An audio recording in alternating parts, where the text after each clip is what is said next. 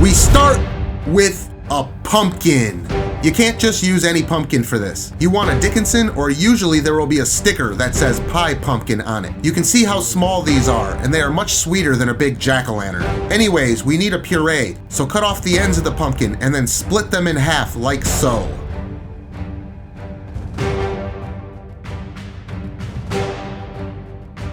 Use a spoon and scrape out all the innards and save the seeds if you want. Take your time with this to make sure you don't leave any seeds behind because they do like to hide on you in there. Get a sheet tray and drizzle some oil all over them. Do the same with the other side as well. These are gonna go into a 400-degree oven for about 40 minutes until the flesh is very soft. 40 minutes later and they are ready to go. The skin should peel away from the flesh very easily, but be careful because these will be extremely hot. It's much easier to peel these when they're hot, so don't wait too long and let them cool down on you. The other reason that you don't want to let them cool down is because you will be adding them to a food processor and pureeing them. It always works best to do this while they're still hot, and do keep in mind that they cool down very fast, so don't waste any time here. Just get it done. It should look like this.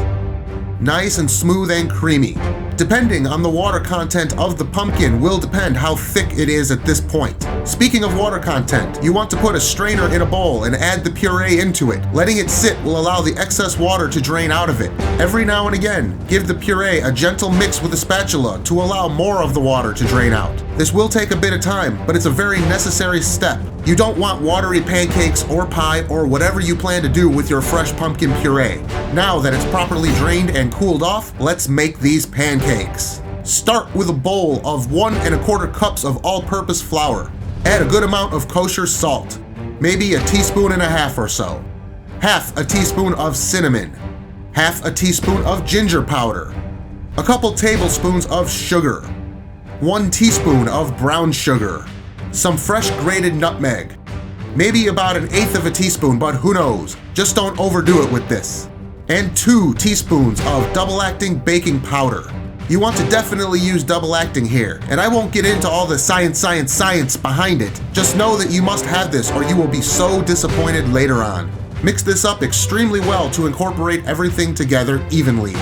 In a separate bowl, we will make our wet batter starting with 1 whole egg, followed by 1 cup of room temperature whole milk. All the wet ingredients here are room temp, by the way. Very important that they're all at room temp. A bit of melted butter, about 2 or 3 tablespoons worth. Just a touch of vanilla extract. I'm not sure how much this is, but you see how I did it. And lastly, 7 tablespoons or so of pumpkin puree. The canned stuff will work just fine if you didn't take the time to make your own. Now mix this all together very well to incorporate. Now before we mix together our wet and dry ingredients, there's one last step to ensure our pancakes are nice and light and fluffy. I have 4 egg whites in a bowl that I whisk vigorously for several minutes until they are at soft peaks. You can use an electric egg beater for this if you want, but I'm being stubborn here and doing it by hand. A good shoulder workout. When you have some foamy soft peaks formed, it's time to make our batter. Pour the wet into the dry and gently start to mix together. And I do mean gently. Don't overmix it here. There will be some clumps in the batter and that is just fine. Don't get carried away here and make a smooth batter or you will not be happy later. Then take the foamy egg whites and pour them in. Using a spatula, gently fold the mixture together. Don't rush it and start to stir with any kind of speed. Just keep on folding it in on top of itself, nice and gently until it all comes together. It should smell really good at this point. The batter will look smooth and aerated right here. A 315-degree griddle top gets rubbed down with some butter and then wiped clean with a paper towel. Ladle some batter in one shot for each pancake. You might be tempted to try and shape them with the bottom of your ladle, but don't. Just let them form whatever shape they end up becoming. It usually will always end up in a circle anyway if you do it right. Now, just leave them alone. Don't even think about messing with them until they are ready to flip.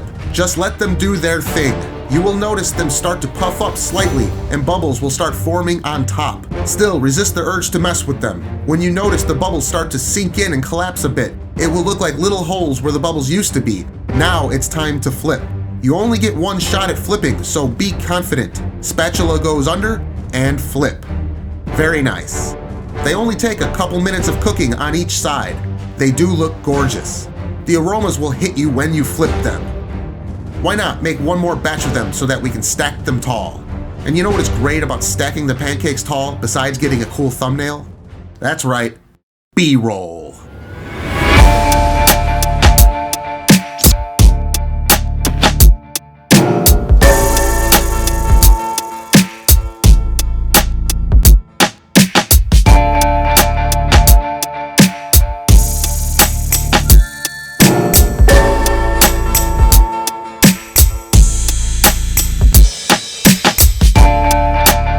should mention that these do taste amazing. Very mild and not overspiced. Fluffy and wonderful. Hopefully you give these a try. Also, links to my new t-shirt are available in the description box. It makes a nice gift. Thanks so much for watching, and I'll see you on the next video.